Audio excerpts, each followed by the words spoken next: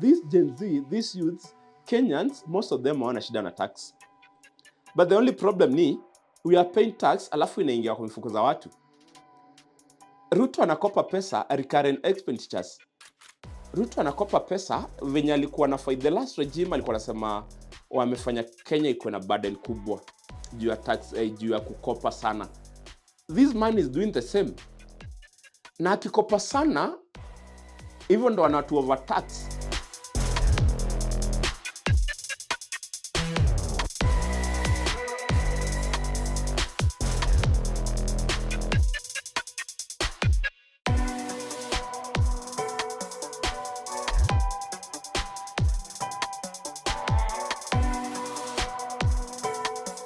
Yes, ni ajeni watu wangu.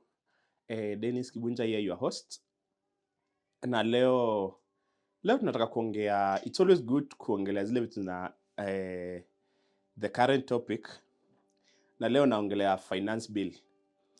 First of all, congrats to Gen Z. Sauti yetu for the first time as young people inasikika. Mimi ni millennial, but niko karibu sana, nimekaribiana na Gen Z. That's why I'm very happy. One thing, tumekuwa tukipiga kura tu, tunaambiwa si ni viongozi wa kesho. Na kuna kitu moja nimenotice.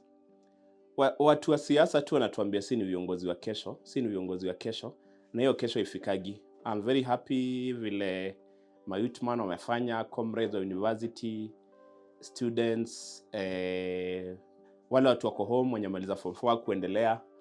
I'm very happy vile tumefanya. For the first time nimejipata nikienda maandamano. Last week nimekuwa maandamano, Tuesday, Thursday, jana pia nimekuwa maandamano. And what I loved, saisi time when walikuwa nasema ati tumejengwa na watu wa siasa ndio tuingie maandamano.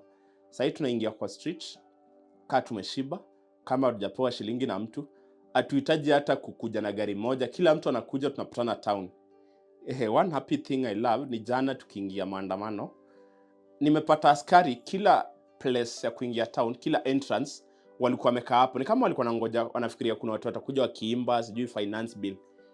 But kila mtu alikuwa anaingia na gari yake. Wengine wanaingia na matatu, wengine wanakuja na bike. Watu wanaingia tu, wakapata by saa 3 saa 4 watu wamejaa town. How it happened they don't know.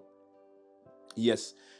Slogan moja, kuna mtu alikuwa ananiambia, tuko kwa groups mingi whereby you communicate on emerging issues. Na one friend alikuwa anauliza, how you gonna demonstrate hata wamesoma finance bill? What I tell people, hauhitaji kusoma hii kitu ndio uelewe kila kitu. Kitu nahitaji kujua ni kama I was checking kwa budget ile allocation ya DP Rigathi Gachagua, deputy president. This guy ameallocate pesa mingi, but yenye iku make sense kwangu 800 and something million ameallocate, alafu imeandikwa confidential nonsense whatever. What is that confidential? Alafu mimi nakatwa tax inalipia kitu confidential yenye haijaelezewa ni nini. Alafu unataka nikose kuingia kwa street. Sihitaji kuelewa kila kitu kwa hiyo bill, but kuna vitu hazi make sense. Now, nikiangalia my president, who is Ruto, he is my president because he's the current president. Yes, nikiargue about siasa bado nakuwaga logical. Sisema Ruto is not my president alafu naishi Kenya. He is my president. For the last less than 2 years, this guy amekuwa kwa more than like 68 trips, of which I spent like 20 billion. Hiyo ni budget naweza fund counties karibu zote in Kenya. Tunaongelea 20 billion. Bilioni moja inakuwaga kubwa hivi. Nikipewa 1 billion as Kibunja right now, nikiwa 33 years, nitakula mpaka nifikishe 100 and because nafaa kula nikula 1 million kila mwezi. Nikipewa just 1 billion ndakula 8 years just 1 billion. Bilioni moja ukuwa kubwa hivyo because nafaa kula 1 million kila mwezi. That is average at 34,000 every day, so it's just 1 million in a month, 12 million in a year. So in 10 years it's 120 million. Nahitaji 88 years ndo nimalize hiyo 1 billion. Kama si save, kama si invest, just kutoa pesa nikisema nakula 34,000 every day. Bilioni moja inakuwaga kubwa hivyo watu wangu. So ukisikia ati scandal 20 billion ama mtu amespend 20 billion zenye haezi figure out imetumika aje, it's a big blow to us Kenyans, to us youth, especially us wenye tunajaribu kuhustle, najaribu kuja na skill yako, inataka kutaxiwa, alafu hizi tax hauoni mahali zinaenda. Yes. So, what we are saying, the message you are passing as youths, hatuhitaji hizi gimmicks, hatuhitaji utuambie ati umeenda unatafuta maendeleo huko majuu, hatuhitaji utuambie umetafutia pesa ati job ati UK, Dubai. Tunahitaji create environment hii Kenya, upate mimi nikianza hustle yangu ya kuuza njugu, hustle yangu ya kuuza mayai, hustle yangu yenye iko hapa umeprotect, because government, kazi ya government ni create environment yenye ina favor kila mtu, ule mtu anafanya biashara, ule mtu ako kazi. Hiyo ndio tunahitaji as Kenyans. Unaona, hizi zingine zote zinakuaga siasa zenye make sense. I was very happy, I was watching a conversation whereby kulikuwa na Babu Owino, this Bernard Muluka, kulikuwa na watu wengi sana kina Njugush on Citizen TV. And I realized these old folks, wenye wanasemaga ni political analysts, wanakuwa forgotten. Juu wao wanakuja na facts za 1982. This is what happened in 1952, this is what happened in 1982. We don't need that. We are hungry. Hatujashiba, tunamaliza campus, hakuna job. Barabara zetu, MP anaallocatiwa pesa ya kutengeneza barabara, governor anafaa kuunda barabara, governor anafaa kufanya hivi na hajafanya. Hiyo ndio kitu tunahitaji as youths. Hizi zingine mnatuambia, sijui nimetenga, sijui nimefanya nini, nimewekeza, hatuhitaji hizo. Kuna vitu tunaona. That's how tunaingia kwa street, bila kuambiwa na mtu tuingia kwa street. Tulikuwa tunaonga kesa Linturi. This guy amesupply fertilizer fake kabisa. President amekuwa amenyamaza sana about that, hajaiongea. Then mnataka aseviwe na wabunge wenye tunapigia kura terrorist zetu, wanaenda wanampigia kura remain bado kwa kiti. Mbona nisiingie kwa street? Fertilizer fake. Mbona nisiingie kwa street as a youth? Hizi ndo vitu kama Gen Z na the youth na anybody mwenye anafinywa anaingia kwa street. For the first time, everyone is happy na hii maandamano. Sorry to those who lost people. Au naweza sema ndo wako hawezi kuwa happy obvious kama umelose mtu. But what the message I can give to everyone, kwa kila revolution kuna kuaga na casualties. But just make sure umeandamana peacefully, usibie mtu kitu. Watu 1 million wakiingia Nairobi, mnasema askari watafanya nini? Nimekuwa nikifollow revolution vile zili happen. Hakuna yenye ilikuwa peaceful. Lazima, I was sharing with my friends, you don't negotiate with Pharaoh umwambie nataka kutoka. You don't negotiate with Pharaoh. You just notify them you are leaving and you start living. You don't pray about it. Uambiage Mungu, fanya roho ya Pharaoh ikuwe easy, ikuwe rahisi. Juu Pharaoh ni Pharaoh ako na roho ngumu. Yes, you just start living. Alafu una make sure umefanya nini? Umetoka. Juu Pharaoh ni Pharaoh. Now, this is what happened. Martin Luther one day alisema I have a dream. I have a dream that one day my kids will be judged by the ideas they have, but not by the color of their skin. That was way back in akisema hiyo speech, I have a dream. That was way back in 1963, I guess. This guy akiongea hivyo, this guy alikuwa ameanza revolution series mali watu blacks hawakuwa na sauti, mpaka revolution yake ilikuwa inafuatwa na wazungu. Juu alikuwa anaona this guy is making a lot of sense. Akisema hiyo speech yake I have a dream, kulikuwa na more than 1 million. Alikuwa anajua at the end of the revolution hatakuwa alive. Alisema I might not see the mountaintop, but alikuwa sha pass message yake, alikuwa shaanza idea, alikuwa shaanza revolution yake. This is what I'm telling to Gen Z, anyone who is demonstrating. A revolution imeanza. Believe me, president lazima atakaa chini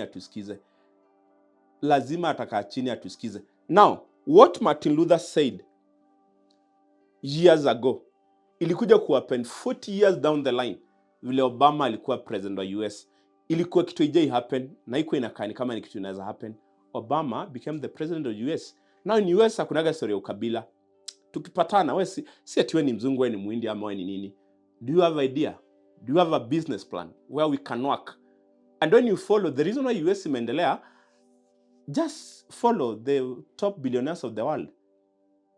Utapata the origin now si from US. Tukianza na Elon Musk, he has roots from South Africa. Angalia wote, ukiangalia Jeff Bezos, ukiangalia wote, utapata almost all of them are Jews. Juu walipata place kuna peace whereby environment iko safe ya kufanya biashara. Sasa hiyo ndo environment yenye tunahitaji Kenya. One thing I didn't love about the president, kitu hezi happen Kenya, the first thing unafaa kuja kusema ni I'm sorry for what happened, those who lost their lives. Huwezi kuja kusomeni kama si ni watoto wako. We elected you, boss. Tulikuchagua. Unafaa kuaddress issues zetu. As I'm sorry for what happened, then you think of going back to the drawing board, withdrawing kitu. Hakuna bill kubwa kuliko wa Kenya. Hakuna kitu kubwa kuliko wa Kenya. Una withdraw bill na inarudi tu kwa jiko. Mnaongea poa, alafu unasema, by the way, what is the take of the youths? Unaona? Now, I'm very happy now what is happening.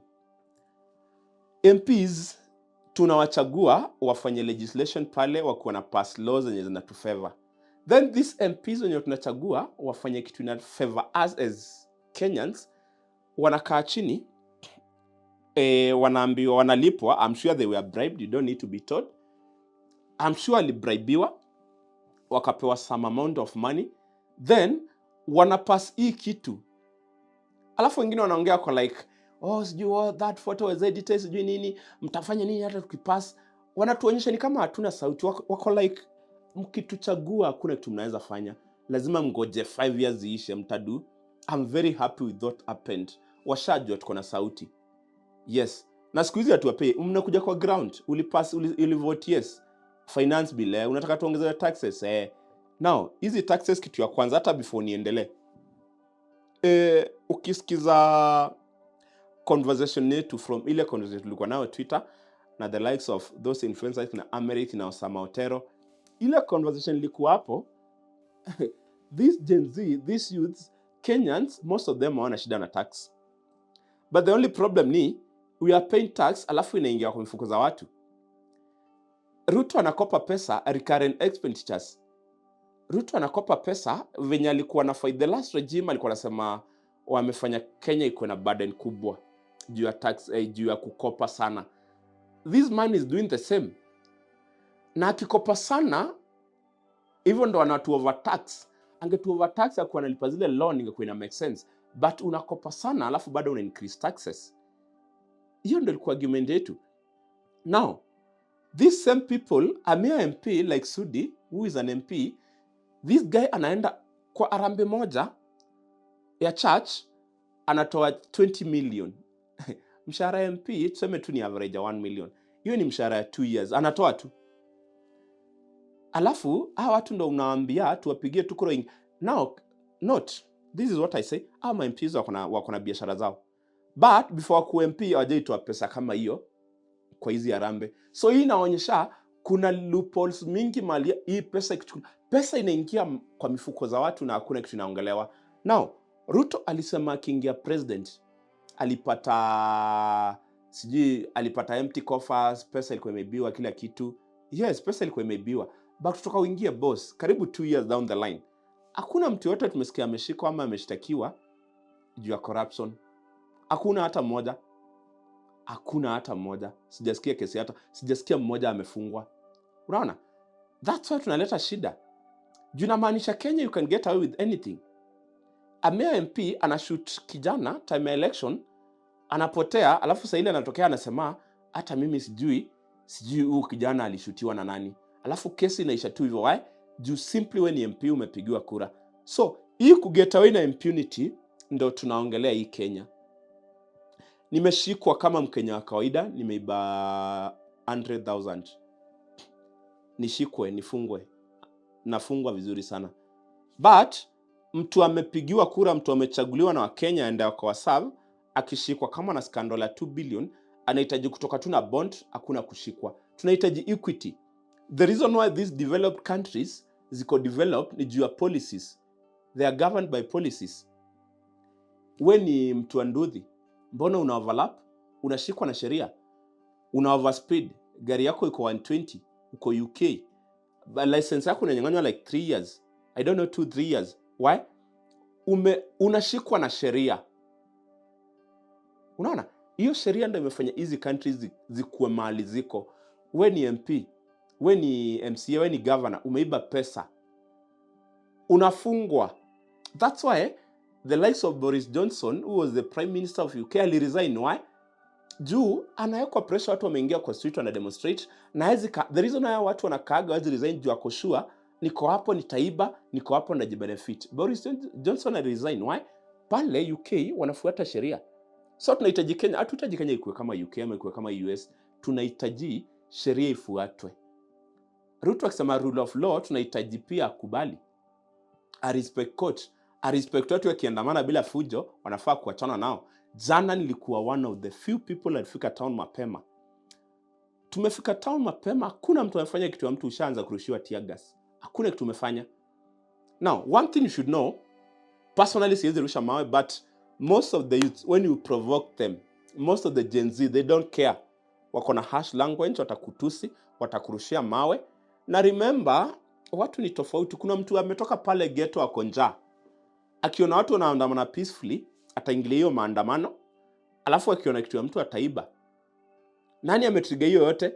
Wale watu wako pale juu wanataka kulazimisha kupitisha bill.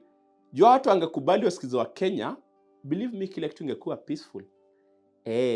So my message to everyone, to Gen Z, to everyone who is protesting out there, for now, vitu zinaweza kuwa ngumu, but with time, hii effect itakuwa mzuri sana. I'm very happy. Our president leo amesema, on Wednesday alisema, ata sign the need to bill. I'm very happy. What does that mean? Now, let me tell you something. Kama ulikuwa unasema watu kudemonstrate tapita tu, you are one of the reasons why Kenya endelee mbele. Si tuliingia hapo tukasema, this thing lazima ikataliwe. Watu walikuwa nafikiria tume lose. We have not lost. We have won. Why? President amesikia hiyo pressure. Hata hii deputy president amekuja ameanza kulaumu kila mtu, Nor Haji ndo hakupass information kwa president. That is total bullshit. Gachagua ni vice president wa Kenya, amekuwa Mount Kenya akiongezewa 1 man 1 shilling. Anajua ground ni hostile. Huwezi sema Nor Haji ndo alikuwa anafaa kupass information kwa president, na wewe mwenyewe umekuwa kwa ground, umeona what is happening.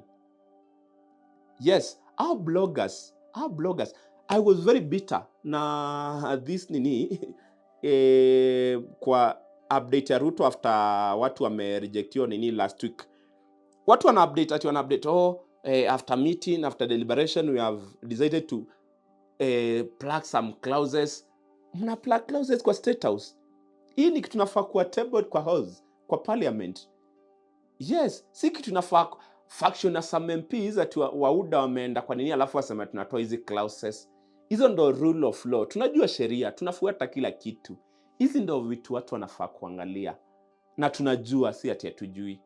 So, what ile generation iko saa hii, most of us tuko na information.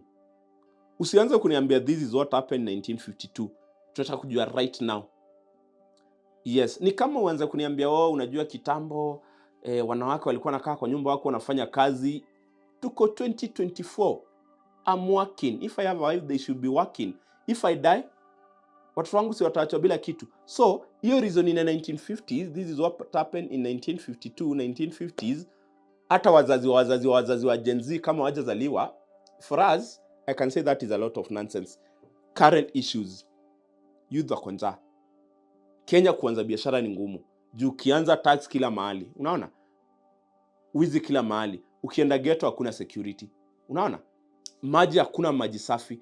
Kenya unaweza get away na corruption iko kila mahali. Askari anakuja anakushika, na junior askari anakushika hata hataki uende koti. Anataka kushika, wanakuaga na target. Siku moja nimeshikwa this year, nimeenda polisi. Alafu nilikuwa najua sheria, nikamwambia mimi nataka kupeleka. Hawataki muende kwa koti. So anakuaga wamepewa target kwao kwa police station. Ati shikeni watu, average watu kama 50, kila mtu akuja atoke na 500. wakiwa 250, that is 25,000. Now what is that?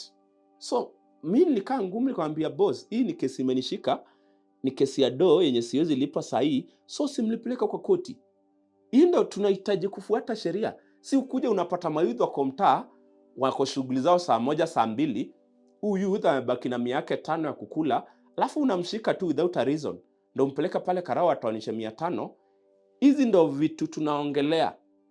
Kwa zile vitu zote president ameongelea, story ya food security hajaongelea. When doctors were striking, our president was busy touring the world. Hakuongelea hiyo kitu. Hakuna kitu aliongelea story ya food security. Sai, let me tell you something guys. Mungu ndo amependa Kenya, mvua ikanyesha, mahindi ikakuwa kila mahali. Mahindi ikuwa kila mahali, kama uko na kampuni yako ya unga una option, utashukisha. Mungu alitujali. Hiyo peke yake ndio ile kitu imeshuka hii Kenya, unga. Na we know it because of mvua imekuwa mingi. Sasa ukiona blogger pale anasema Ruto ameshukisha unga, we are wise, tunajua.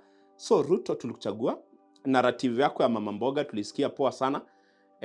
Mama mboga, mtu wa bodaboda, nini kila kitu. Hizo vitu zote uliongelea. It's very unfortunate currently. Story ya mama mboga, mtu wa Nduthi sisikii. Wale watu wako bitter sana ni hao walikuwa na hope sana kwako. So we are appealing to you president, utusikize. Hatuna shida na wewe by the way, hatuna shida na president. For us as youths, tuna appeal.